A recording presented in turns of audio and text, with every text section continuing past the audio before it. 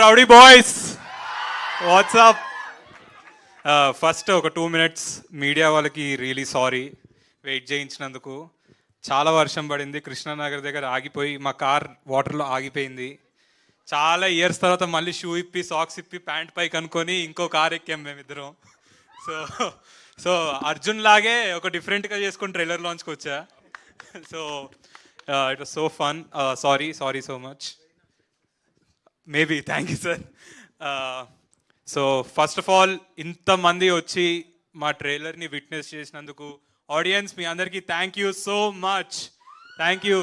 వర్షం పడుతున్న IPL match ఉన్న 7 o'clockకి మీరు 4:35 దాకా మా కోసం వెయిట్ చేశారు కదా, అదే మీరు మాకు ఇచ్చే ఫస్ట్ గిఫ్ట్. దాని తర్వాత ఫస్ట్ మా డైరెక్టర్ ఫస్ట్ టైం ఇంత మాట్లాడాడు కాబట్టి ఫస్ట్ మా డైరెక్టర్ గురించే మాట్లాడతా. బ్రో ఇంత డీప్ ఉందని తెలియదు బ్రో నాకు ఈ స్టోరీలో. శివుడు పార్వతి అనేసరికి ఇంత చేసామా మనలో ఇంత ఉందా అనుకున్నా నేను.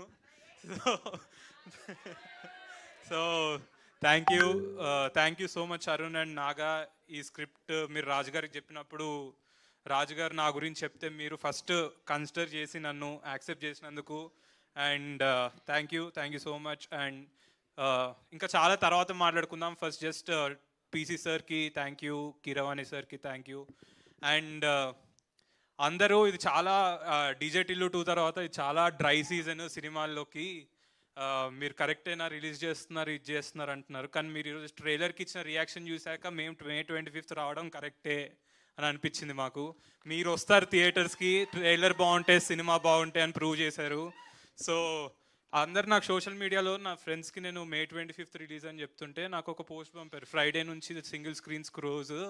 అరే ఎందుకు అట్లా రిలీజ్ చేస్తున్నారంటే సింగిల్ స్క్రీన్ స్క్రోజ్ అయితే మా సినిమాతో అన్ని స్క్రీన్స్ ఓపెన్ అవుతాయి, ప్రామిస్ పక్కా. అండ్ మీకు ఒక డిఫరెంట్ అంటే మీరు ఏదో మళ్ళీ సినిమాల్లోకి వస్తున్నారని ఏదో కమర్షియల్ సినిమానో ఫైట్సో డాన్సో కాదు, అరుణ్ చెప్పినప్పుడు ఒక థ్రిల్లింగ్ ఎక్స్పీరియన్స్ ఉంటుంది మీకు, ఒక క్రేజీ మోడర్న్ లవ్ స్టోరీ ఉంటుంది. నేను లైఫ్లో అసలు అనుకోలేదు నేను దయ్యాన్ని రొమాన్స్ చేయడం, నాకు దయ్యం చీకటి రూమ్ చూస్తేనే ఫస్ట్ పడిపోద్ది నాకు ఫస్ట్.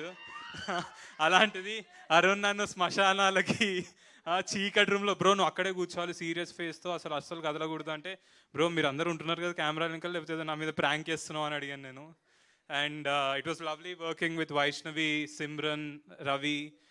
మేము అందరం చాలా క్లోజ్ అయిపోయాం వర్క్ చేస్తూ. ఇంకా షూటింగ్ అయిపోయింది, నేను అడిగా ఇంకొన్ని రోజులు షూటింగ్ పెడదామంటే మొన్న పెట్టారు చొద్దొద్దు బ్రో ఆపేయండి ఇంకా చాలా అని చెప్పా. రిలీజ్ టైం దగ్గరకు వస్తుందని.